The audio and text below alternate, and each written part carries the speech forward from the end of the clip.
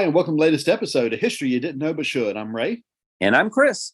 And Happy New Year's to our listeners, as this is the first episode of 2023. Last week, Chris, we looked at the calendars and why we celebrate New Year's on January 1. You know, this past week we had January 1, 2023, why we did that in the dead of winter. This week, we're going to sort of switch gears and look at New Year's traditions, and I guess also the way different cultures around the world handle their various New Year's traditions.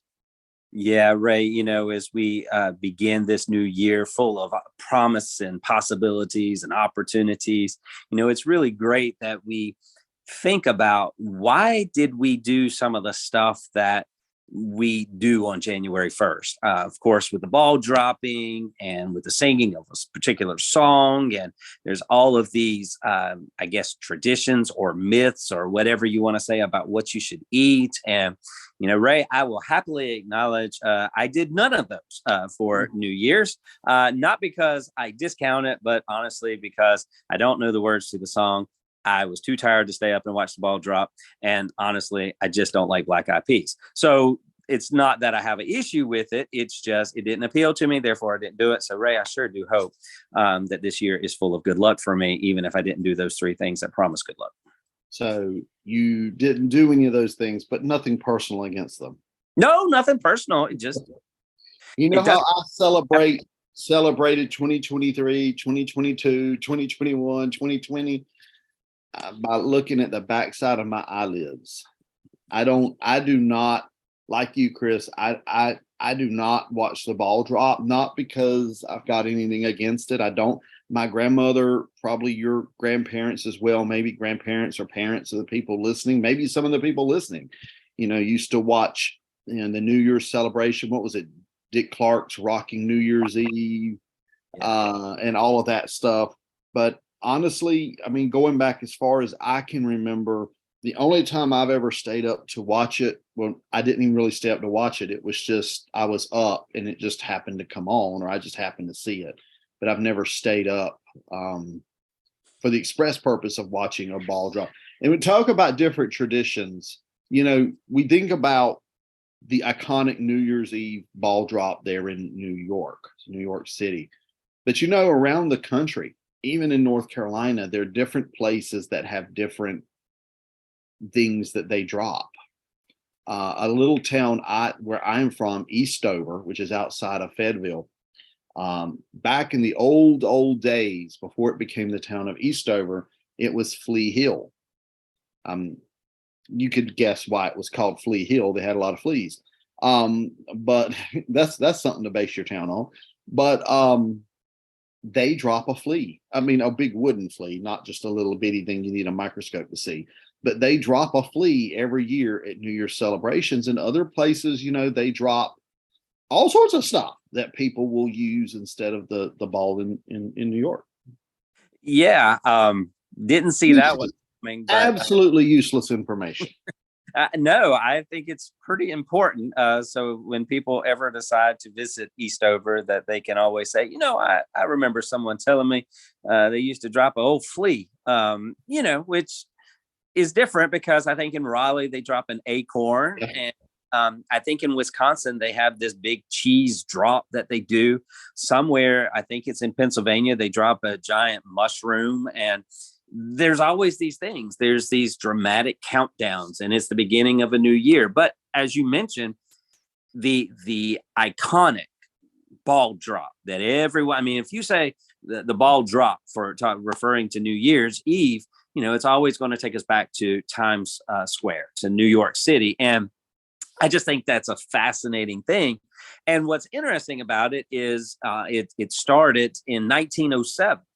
And it's been going on every year since then, except for 2 years, which was during World War II, in which there were blackouts. And so we just didn't have the glitz and the glamour and the lights because, of that blackout. But Ray, there is something special about watching this ball drop, which, I mean, it's changed a lot, but the thing is humongous and it's full of lights. And I'm sure nowadays it's LED lights instead of the old light bulbs that they used to screw in and put in. But I found it interesting that the real reason of dropping the ball wasn't necessarily to ring in a new year, but it was to kind of celebrate the opening of a new building, I think for the New York Times or something of that nature. And it's interesting. You talk about the size of the ball. The ball was originally around 700 pounds. This thing they drop on New Year's, and now, and I'm sure now it's all computerized and electronic, and now the ball weighs around 12,000 pounds. You think about the metal and the lights and all that goes into that contraption. And Chris, people will come from all over the country, heck, all over the world to go to Times Square and see that ball drop in person. Have you ever seen it drop in person, Chris? I know the answer to this, but I have to ask anyway. No, I've been to Times Square. I think Times Square is absolutely beautiful, but I've never seen it drop. I just don't, you always hear when you turn on the news about people who were out there 8 hours early, 10 hours early, and they've been standing out there holding their place in the cold or in the sun, whatever it is. But people are absolutely dedicated to going out there and seeing that ball drop in person. I do know some people who've seen it in person, but I never will. And you know what? This is so bad, but you know what fascinated me about that? Because I do remember seeing all of those people out there, and they've got the confetti and they have all the other stuff that's out there. And what fascinated me, and this is really just shows what kind of nerd I am, I guess, is that the ball drops at 12 o'clock, and this New York City has a goal that by the time the sun rises, all of Times Square has to be cleaned up. So they actually get those millions of people that are in Times Square, they get them out, and then right like by 6 or 7 o'clock, that place is clean. You cannot even tell that there was a New Year's party. And I remember reading somewhere that in 2013, I think, when the ball dropped, the workers went out and during the middle of the night cleaned up, I think it was 50 tons of trash that they had cleaned up in the span of 8 hours. They had like 190 workers cleaning that up. So while the ball dropping is really cool, I think it's fascinating that about 190 people go out there after all those millions of people have left all their trash and all their junk, all the 2023 or whatever stuff's out there, and they've gone out and cleaned up so that New York Times Square is ready for business, because that's the city that never sleeps, right? I mean, and so, it's a big holiday, New Year's 1st. Everybody's going to be visiting, everybody's going to be doing things. So to me, that should be a New Year's tradition where we honor those individuals who go out and clean all the trash from the dropping of the ball. But that's not why we're here to talk about that. But anyway. But I mean, you think about the coordination of the whole thing, whether you're talking about how they're organizing the crowds before the event, putting people, I assume they put people in blocks of some sort. And then, of course, they've got to funnel all of those people out. And then you've got to bring in crews, which have got to be quite impressive to clean that space up so that it's, as you said, ready for business the next morning. It reminds me on a much smaller scale, the White House, because, that's my thing is political history. But at the White House, when there's a new president, they will go through while the inauguration's going on and the parade's going on. The White House, the Oval Office and the residencies, they go through, rip up carpet, they paint walls, they move the old president out, move the new president in. I mean, it's just this sort of well-oiled machine. And I guess it's the same thing on Times Square. It's this sort of well-oiled process that they have, down pat on how to do this. And of course, nowadays, post 9/11, you have a lot of security that is involved in this as well. Yeah, and the other thing that goes along with the New York Times ball drop or the flea drop, the flea drop doesn't have the level of scrutiny and security that the ball drop does. It should, because is it sponsored by like Terminex or like a pest control company? Because it should be. I don't think so.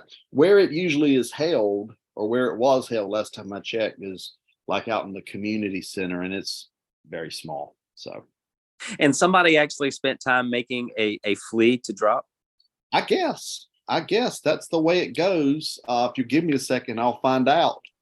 So, while our listeners and me are so infatuated with wanting to know about the flea drop, too bad they'll have to wait till 2024 to attend the next flea dropping ceremony in your beautiful Eastover, North Carolina. But hey, we're plugging in your hometown, so that's a pretty good deal. But wherever you are, whatever you do, whether it's watching the flea drop, whether the acorn drop, or the Times Square ball, Ray, people sing a song. And for the life of me, it has always just confused me and perplexed me because I'm one that has a terrible time with lyrics in the first place. But Ray, for this one, I can't even pronounce the actual title of the song, but it is sung every New Year's Eve, followed by this a kiss, or just a hug or something. And I'm going to butcher the title of it again, but I think it's like Auld Long Syne or Auld Lang Syne is that song. And probably people are like, I don't even know what he's talking about. What song is it? But if we go dun dun dun dun dun dun dun dun, then they'll probably say, oh yeah, I know that song. That's all I have. I'm trying to look up the lyrics to that song real quick. Well, so it actually came from like it's a Scottish folk lore that it, I think Auld Lang Syne or Auld Lang Syne, however you say it. Well, I guess the way it looks, it says, should Auld, AULD, acquaintance be forgot and never be brought to mind? Should old acquaintance be forgot in the days of Auld Lang Syne? So I guess it's about maybe turning over a new leaf, or in some people's case, a new flea. I was looking at pictures of the flea drop. It's not, I stand corrected. It's not a wooden flea. It doesn't look like, it looks like it may be plastic of some sort. And it's got these eyeballs on top of its head where as it falls, it's looking up. So I don't really know what to make of this. The image I'm seeing on my computer screen right now is, interesting, but hey. And I think it's interesting because, I'm thinking about all of these not weird, but unusual traditions that takes place for New Year's Day in foreign countries. And yet this just weird tradition that takes place just less than an hour from me. And I think that is absolutely fascinating. So, you have the singing of the song, Auld Lang Syne, which is what sings. But, the other thing that people have always told us to do is you need to eat black-eyed peas on New Year's Day because it's supposed to bring you good luck and peace for the rest of the year. And Ray, I don't know about you, but that's just never been something that appeals to me, the old black-eyed peas. I like black-eyed peas, but it just is one of those things that takes too long to cook. So I don't mess with it. But yeah, black-eyed peas, you're supposed to eat that on New Year's Day, January 1st. I hope. So you didn't eat any this year?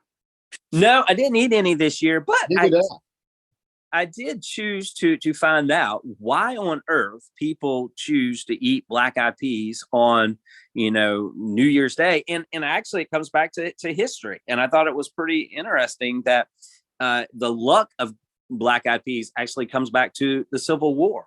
And according to history, as the Union troops were coming down south, which black-eyed peas, also known as cow peas for people in the South, as the Union was coming into the South, they would ignore black-eyed pea gardens when they were raiding the southern farms because they saw them as feed that they could use for livestock, which is why they're called cow peas.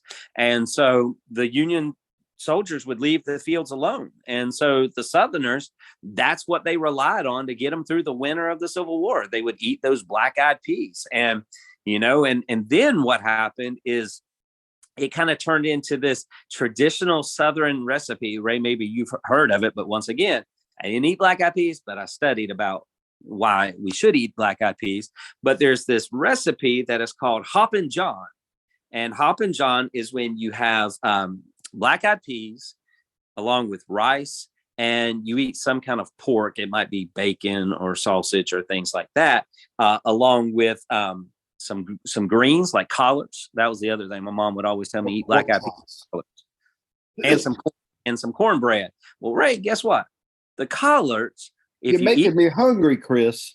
Look, I'm gonna make you hungry, but I'm about to make you wealthy, because if you eat the collards on New Year's Day, that's going to represent paper money that you're going to be given. So if you eat the collards, you're going to get paper money.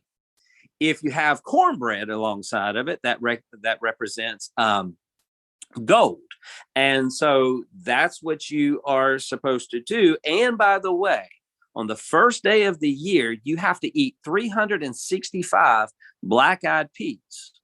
You eat 365 for one day a year, and Ray, you leave 3 on the plate for good luck.